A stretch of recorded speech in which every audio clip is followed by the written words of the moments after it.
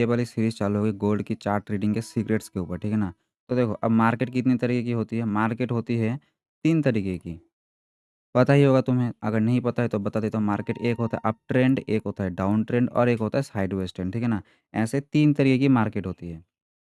तो अब मेरे को पिछले ऐसा कह सकते हो कि गोल्ड में मैं ट्रेड कर रहा हूँ 2024 की 14 फरवरी से। तो तब से मैंने 3 तरह की मार्केट देख लिया हूँ। तो 3 तरह की मार्केट में मेरा क्या एक्सपीरियंस था, वही एक्सपीरियंस को मैं यहाँ पे बताऊँगा। और देखो सेटअप कौन-सा फ़ॉलो किया हूँ, ना एसएमसी, आईसीटी ना कोई ये देखो यहाँ पे 15 इंडिकेटर भले ही है, लेकिन ये 15 के 15 वो मज़ाक में लगाया हुआ है जो कि वॉल्यूम का है, ठीक है ना? और वॉल्यूम का ही सिर्फ़ और सिर्फ़ इंडिकेटर यूज़ करते हैं हम।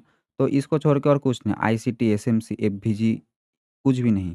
तो अब यहाँ पे मैं अपने एक्सपीरियंस को शेयर करूँगा सिर्फ़ और सिर्फ़ 3 वीडियो में। ये वाली वीडियो होगी साइडवेज़ के ऊपर, ठीक है ना?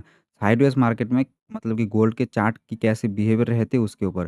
फिर अप ट्रेंड में कैसा होता है, फिर डाउन ट्रेंड में कैसा होता है, इन तीनों के ऊपर हम ये वाली सीरीज़ पे बात करेंगे, ठीक है ना? तो मैंने कहाँ-कहाँ पे अप ट्रेंड देखा, कहाँ पे मैंने साइडवेज़ ट्रेंड देखा, उसको पहले मैं बताता हूँ।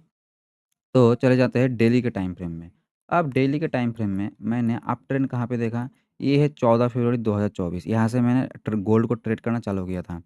तो यहाँ से मैंने अप ट्रेंड देखा, अप ट्रेंड देखा या अप ट्रेंड देखा, यहाँ पे थोड़ी-सी साइडवेज़ हो गई, फिर से अप ट्रेंड देखा, फिर यहाँ पे ये वाली साइडवेज़ मार्केट में चलो मतलब कि ऐसा कह सकते हो, ये वाली साइडवेज़ मार्केट में 1 महीना मैंने काम नहीं किया, है ना? वो क्यों नहीं किया वो पता ही होगा। तो यहाँ पे क्या हुआ, यहाँ पे मतलब मैंने ट्रेडिंग स्किप किया। अब स्किप करने के बाद मेरे को इसका थोड़ा-सा मतलब कह सकते हो एक्सपीरियंस उस टाइम पे हुआ नहीं। उसके बाद ये वाला ट्रेंडिंग मार्केट भी था, ये लगभग-लगभग कह सकते हो, फिर इसमें किया। फिर ये सितंबर अगस्त से लेकर के सितंबर की 18-19 तारीख तक जो साइडवेज़ था, इस पे मेरा अच्छा खासा एक्सपीरियंस बन गया, ठीक है ना? और फिर इसके बाद एक अप ट्रेंड है, ये वाले अप ट्रेंड में भी अच्छा खासा एक्सपीरियंस बन गया, ठीक है ना? और फिर आया एक गोल्ड में लगभग-लगभग 8-10% का करेक्शन और ये लगभग-लगभग ऐसा कह सकते हो 1 महीने के आस-पास शायद से था। तो ये 1 महीने में गोल्ड में भी करेक्शन था और ये अपना जो पहले जो करता था बैंक निफ्टी में भी लगभग-लगभग 10% का करेक्शन था, है ना? इसमें भी 10% करेक्शन था। तो अब बैंक निफ्टी क्यों बता रहा हूँ, देखो हर एक मार्केट सेम तरीके से चलती है, ठीक है ना? तो यहाँ पे हो गया मेरा डाउन ट्रेंड का एक्सपीरियंस, ये वाली पुलबैक में जो मतलब कि यूएस इलेक्शन के बाद से आया था, इसमें होगा डाउन ट्रेंड की एक्सपीरियंस। फिर यहाँ से फिर अप ट्रेंड हमने पैसा ही पैसा कमाया, फिर ये 90 डिग्री मूव गया। 90 डिग्री मूव के बाद हमेशा याद रखना साइडवेज़ आने वाला है, तो फिर आ गया साइडवेज़ वाला मोमेंटम और यहाँ पे मेरी थोड़ी-सी ऐसा कह सकते हो गड़बड़ हो रही थी। फिर मान लो गड़बड़ गड़बड़ मतलब ऐसा हो रहा था 1:1 से रिवर्सल एंट्री पे एग्ज़िट कर रहे थे। कभी-कभार टारगेट के बिल्कुल पास से यहाँ पे टारगेट लगा हुआ है, यहाँ से मार्केट रिवर्स कर रही है। तो ये हो रहा था। तो उसी में मैंने ये साइडवेज़ वाले मार्केट में कैसे मतलब इसको क्या सीखा इससे, तो उसी को मैं ये वाली वीडियो में बताऊँगा। तो मैंने साइडवेज़ मार्केट में जो सीखा, टाइम फ्रेम हमेशा बड़ा टाइम फ्रेम रखना है, 1 घंटे का। 1 घंटे के नीचे से साइडवेज़ में जाना नहीं है। अब साइडवेज़ मार्केट आएगा ये तुम्हें पता कैसे लगाना है? जब भी तुम देखोगे ऐसे करके एक 90 डिग्री मूव, ऐसे करके 90 डिग्री मूव, इसके बाद एक साइडवेज़ मार्केट आना ही है। ये देखो ये क्या है बिल्कुल ये 90 डिग्री मूव है। अब ये वाला मूव देखो ये उतना भी 90 डिग्री जैसा नहीं है। बट ये देखो 1, 2, 3, 4, 5, 6 दिन में सीधा ऊपर चली गई है। ठीक है ना? और इसको देखो कितना टाइम लगा है। तो इसको 90 डिग्री मूव हम मतलब उस हिसाब से नहीं कहेंगे जितना इसको कहेंगे। तो ऐसा 90 डिग्री मूव के बाद एक हम साइडवेज़ मार्केट की एक्सपेक्टेशन कर सकते हैं। तो साइडवेज़ मार्केट कब आ गया, इसका पता चल गया तुम्हें। अब टाइम फ्रेम कौन-सा यूज़ करना है, 1 घंटे का। मार्केट जितना चॉपी होगा, उस चॉपी मार्केट में जितना हायर टाइम फ्रेम यूज़ करोगे, उतना तुम बच जाओगे। अब हायर टाइम फ्रेम में काम कैसे करना है? ज़ोन मार्किंग की बात मैं बताऊँ, ज़ोन मार्किंग कैसा ही करना है। ज़ोन मार्किंग तुम्हें करना है सिर्फ़ और सिर्फ़ लाइव मार्केट में जो ज़ोन्स बन रहे हैं। अब लाइव मार्केट में ज़ोन्स बनने के बाद तुम्हें मतलब कि ऐसा कह सकते हो साइडवेज़ मार्केट में 2 चीज़ अवॉइड करना पड़ेगा। वो 2 चीज़ कौन-सा है? देखो हमारा सेटअप कौन-सा है? एक है लिक्विडिटी ग्रैब के बाद ग्रैब वाला, एक है रेजिस्टेंस सपोर्ट पे इनवाइट और एक है आरएसएस सेटअप, ठीक है ना? तो ये 2-3 अपना जो सेटअप है उसमें से तुम्हें सिर्फ़ और सिर्फ़ एक सेटअप को यूज़ करना है ये वाली साइडवेज़ मार्केट में और वो है लिक्विडिटी ग्रैब वाला सेटअप, ठीक है ना? अब लिक्विडिटी ग्रैब वाला सेटअप को कैसे यूज़ करना है, ऐसे यूज़ करना है। देखो लाइव मार्केट में ज़ोन कैसे मार्क करना है ये देखो। अब तुम ऐसा समझ जाओ कि ये वाला पार्ट हुआ ही नहीं मार्केट में। ये वाला जो पार्ट है, ये वाला पार्ट आया नहीं है। तो ये वाला पार्ट आने से पहले क्या होगा, चलो मार्केट ने एक बार क्या किया था, मार्केट ने एक बार यहाँ से रिवर्सल लिया था। ये हो गया रिवर्सल। अब रिवर्सल लेने के बाद क्या हो गया, ये वाली जो सपोर्ट लिया था, एक बार रिवर्सल, 2 बार रिवर्सल लेने के बाद यहाँ पे क्या हो गया, ब्रेकडाउन हो गया। अब ब्रेकडाउन के बाद तुम एक बार देखो यहाँ पे, ये वाली ज़ोन की इसने कितनी बार यहाँ पे फेक आउट किया। अगर यहाँ पे हम लोअर टाइम फ्रेम में, अगर हम यहाँ पे मान लो सेटअप देख के, इनवर्ट सेटअप देख के सेल करते, तो ये ज़्यादा ही मतलब जाता, मतलब थोड़ा-सा ही नीचे जाता, जो मैं कह रहा था। मतलब बिल्कुल टारगेट के पास से 1:1 से मार्केट रिवर्स हो रहा था। वो चीज़ तुम यहाँ पे देख रहे हो। यहाँ पे अगर मैं 15 मिनट पे अगर मैं यहाँ पे ट्रेड करता, मैं ज़ाहिर-सा बात है, जो प्रीवियस जो बड़ा रेड कैंडल होता है उसके ऊपर एसएल लगाना होता है, वो सेफ्टी के लिए। कभी भी छोटा एसएल लगाओगे तो मार्केट यू करके हिट करके नीचे आ जाएगा, फिर री-एंट्री करना पड़ेगा। तो ऐसे करके जो प्रीवियस, अगर मैं इसका अगर एसएल लगा के मैं इसको अगर सेल करता, तो यहाँ पे क्या होता है, यहाँ पे मैंने बना दिया शॉर्ट पोज़ीशन। मान लो किधर भी घुस गया, ब्रेकआउट होने के बाद ही मैं घुसता हूँ लगभग-लगभग।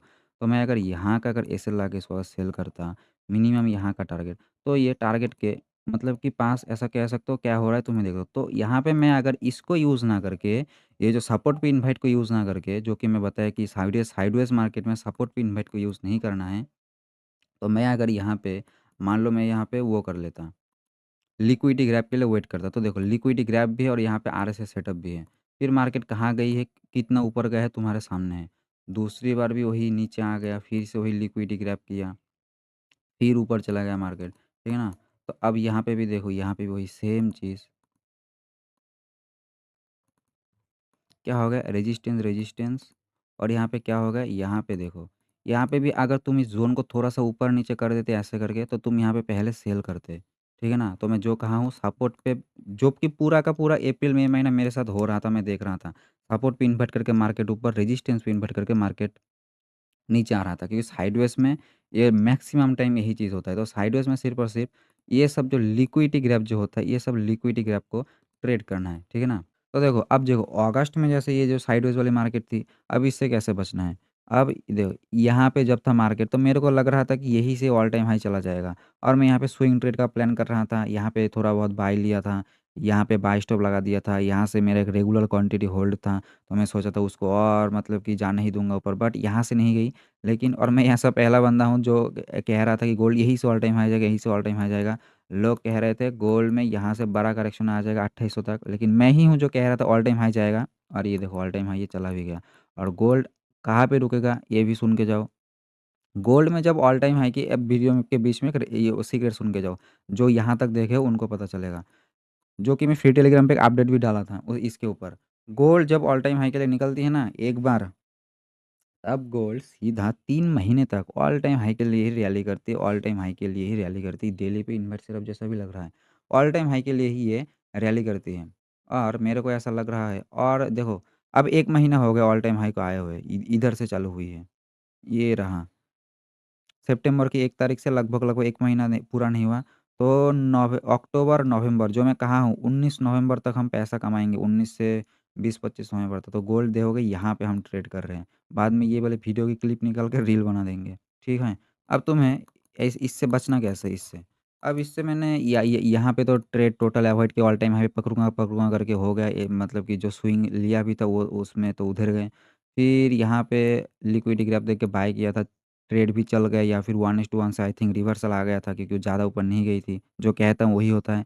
साइडवेज़ मार्केट में 1:1, 1:1 से हर किसी का ट्रेड रिवर्स होगा ही। जो एम ही निकलते बुक कर लेता है उसको छोड़ के, ठीक है ना? जो proper risk to reward follow करते हैं उसका ऐसा होता है। तो एंट्री पे निकल जा रहे थे।